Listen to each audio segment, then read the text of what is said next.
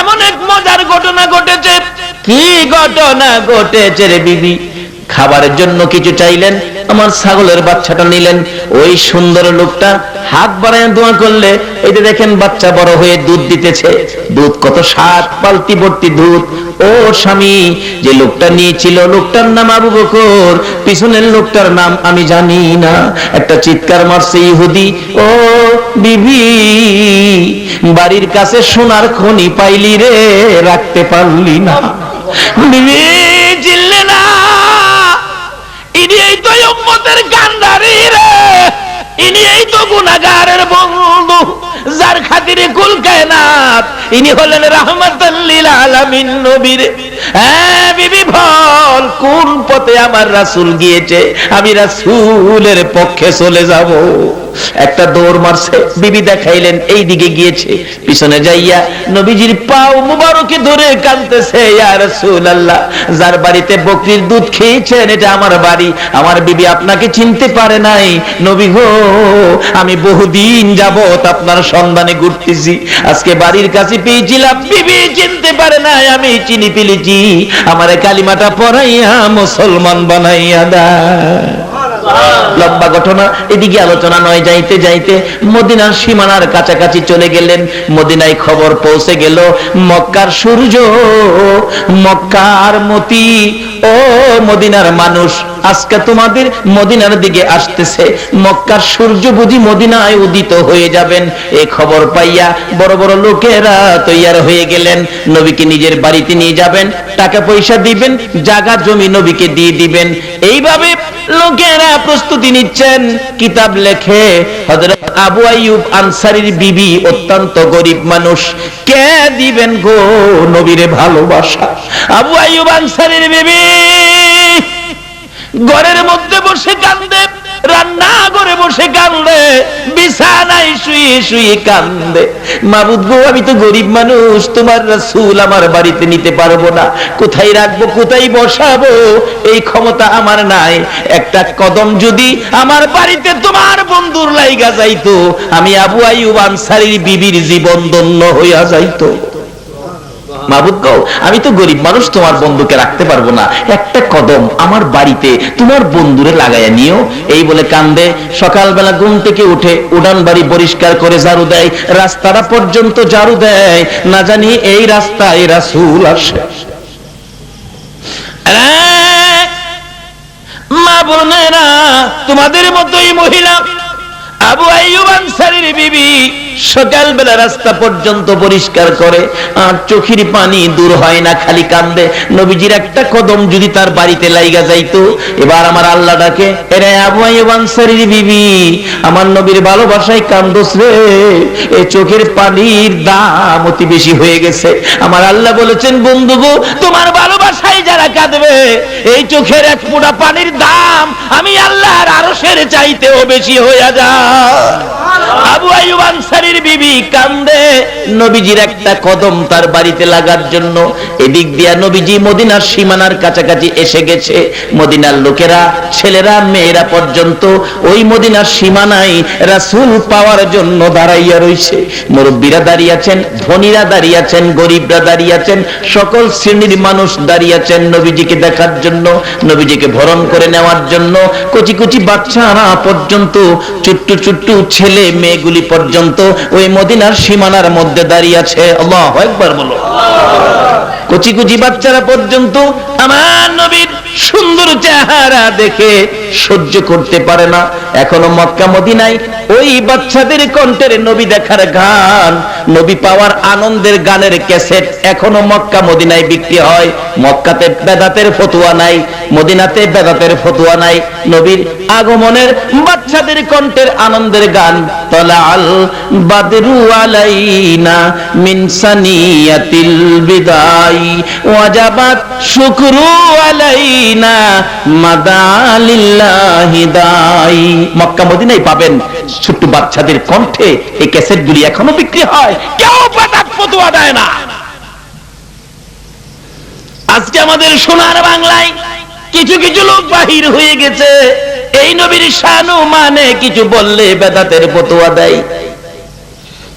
ক্যাসেটগুলি বাজে কোন সময় ক্যাসেটগুলি হয়েছিল উৎপত্তি।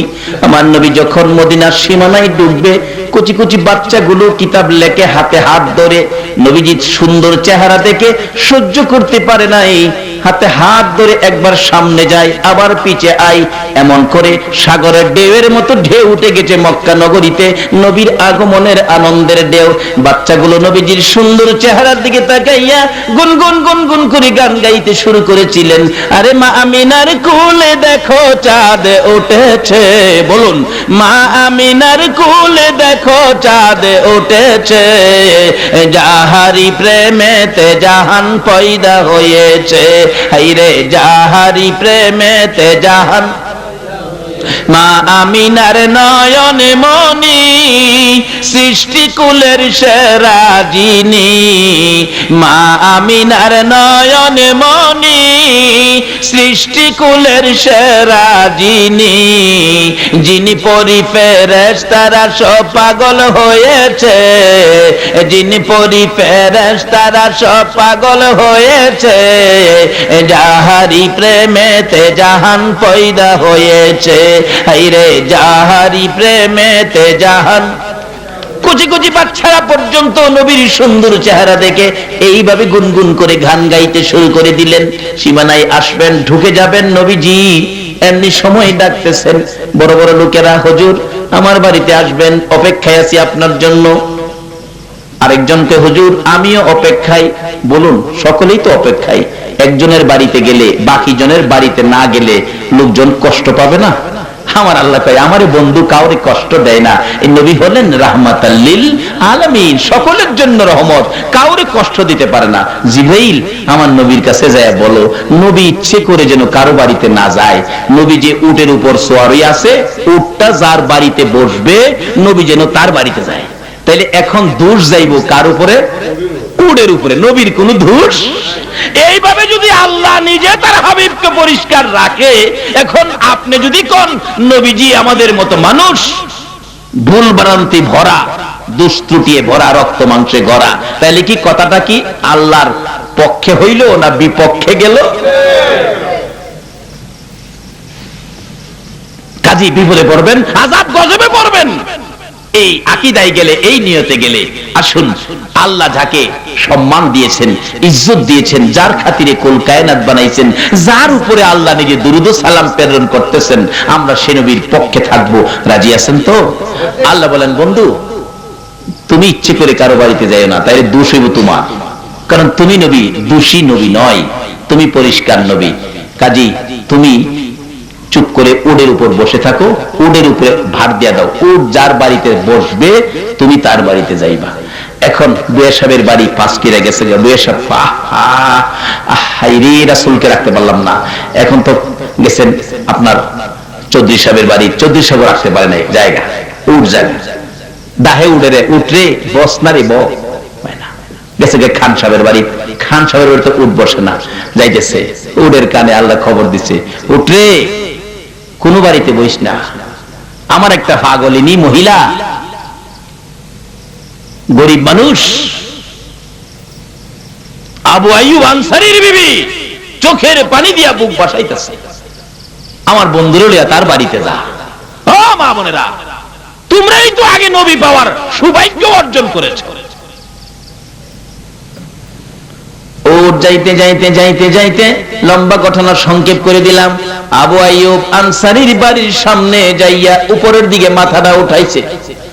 আমার আল্লাহ বলেন, উঠ আর সামনে বাড়িস না রে, এই বাড়িতে আবার রাসূলের পাগলিনী কান্দে।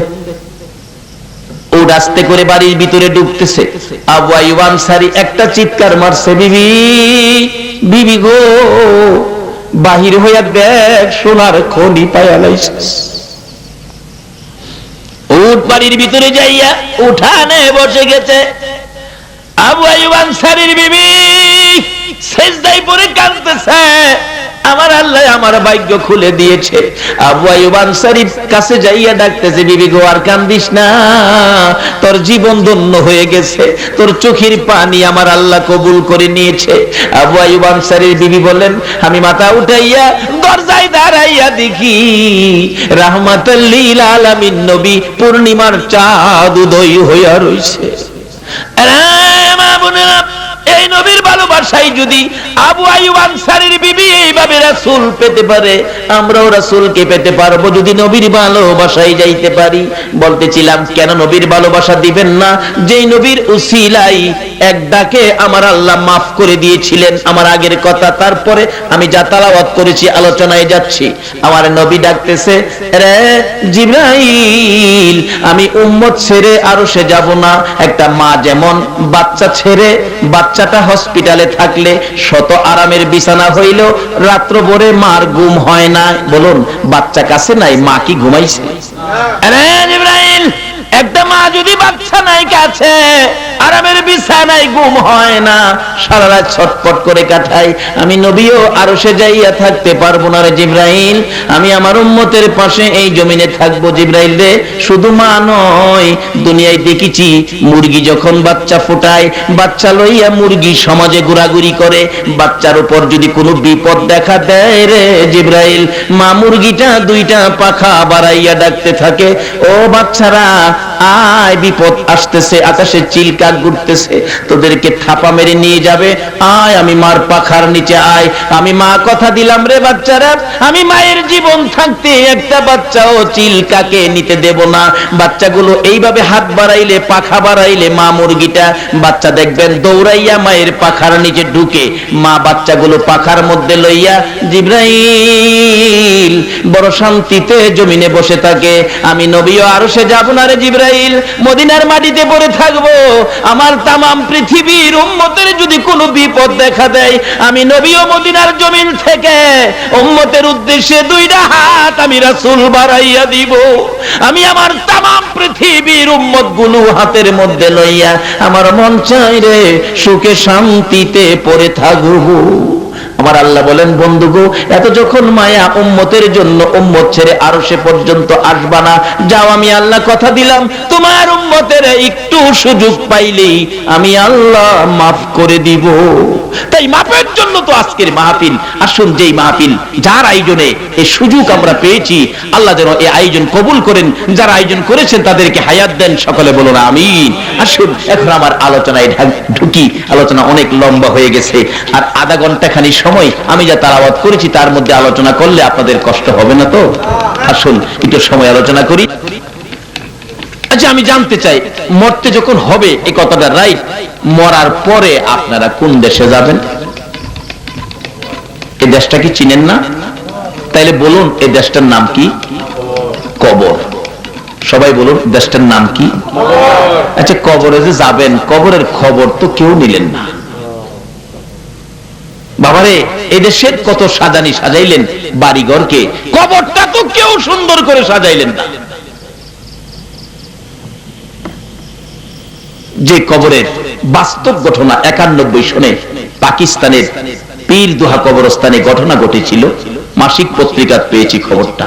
একটা যুবক ছেলে মারা গেলে তাকে কবর খুঁড়ে জানাজা শেষ করে কবর নিয়ে গেলেন দাফন করার জন্য। কবরের পাশে গিয়ে দেখে পীরদুহা কবরস্থান, কবরটা বন্ধ হয়ে গেছে, অর্থাৎ মাটিয়ে বুঝাইতেছে তোর মতো পাপীকে আমি রাখবো না। ইমাম সাহেব ছিলেন আল্লাহর ওলি মানুষ, উনি বলেন, বাবা তোমরা কবর করো নাই? হুজুর, কবর তো করেছি। তাহলে কবর কোথায়? হুজুর, কবরটা বন্ধ হয়ে গেছে, আরেকটা কবর করো। করা হলো, হাজার হাজার মানুষের সামনে, 91 সনের বাস্তব ঘটনা। কবরটা আবারও বন্ধ হয়ে গেছে। ডাকতেছে, কি ব্যাপার, কি হলো? আল্লাহর ওলি ইমাম সাহেব হুজুর বলতেছেন, ও বাবা যুবক, সাবধান হও, দেখো তোমাদের মতো যুবকের লাশ কবরে নিতে চায় না, আরেকটা কবর করো। 3 নাম্বার কবরটা বন্ধ হলো না। অবশেষে দুজন লোককে নির্দেশ দিলেন, কবরে নামো। নামলেন, লাশটা দাও। লাশ নিয়ে আসতেছে, কবর থেকে 2টা লোক কাঁদতেছে, হুজুর লাশ দিবার আগে আপনি একটু দেখেন কবরের অবস্থা কি। আল্লাহর ওলি বলেন, আমি কবরের পাশে দাঁড়াইয়া দেখি 2-2.5 হাত লম্বা কালো রঙের মোটা মোটা বিচ্ছু কবরটা ভরে গেছে। বলুন এই কবরে আমাদের প্রত্যেকের যাইতে হবে কিনা?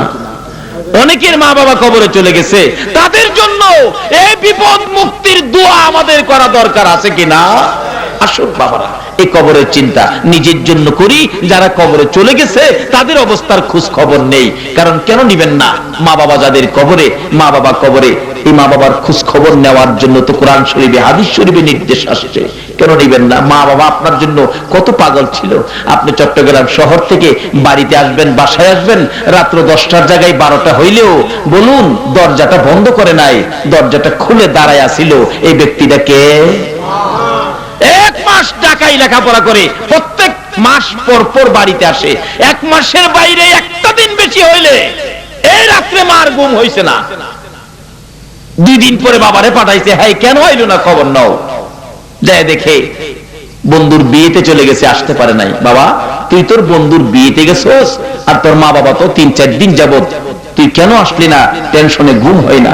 এত চিন্তা, এত টেনশন যে সন্তানের জন্য মা বাবা করে। এই মা বাবা কবরে থাকলে সন্তানের কিছু করা দরকার আছে না? যদি না করেন কবর থেকে ধিক্কার দিবে আপনার মা বাবা। কি বলে কিতাব লেখে, কবর থেকে মা বাবা আপনার প্রতি ধিক্কার দিতেছে। তুতাওয়াঙ্গার গারসুদি আজে মালেমা, তুতাওয়াঙ্গার গারসুদি আজে মালেমা, তু চেরাগা ফেলসুদি আজ হালেমা। কিরে বাবা, আমার সয় সম্পত্তি পায়া, আমার বাড়ি পায়া, আমার জমি পায়া, বাড়িওয়ালা জমিওয়ালা হইছস, কিন্তু আমারে কেমনে বুঝলা রইলি? তোরারে তো আমরা বলি নাই। 1 মাসের বেশি একদিন গেলে আর ঘুমাইছি না, কাঁদছি। আজকে আমি মা বাবারে ভুলে রইলি। মা ধিক্কার দিতে থাকে, বাবা ধিক্কার দিতে থাকে। আসুন এই কবরে মা বাবা বিপদে থাকলে মা বাবার কবরের বিপদ আজকে উদ্ধার করা হবে। এবং আমরাও কবরে যাইবার আগে একটু চিন্তা ফিকির করা দরকার। কারণ কবরে কেউ যাবে না। বন্ধু বান্ধব যত কিছুই কোন, আত্মীয় স্বজন, ছেলে মেয়ে বলুন, কবরে একদিনের জন্য সাথে নিবেন এমন দরদি কি পাইবেন? পাবেন না।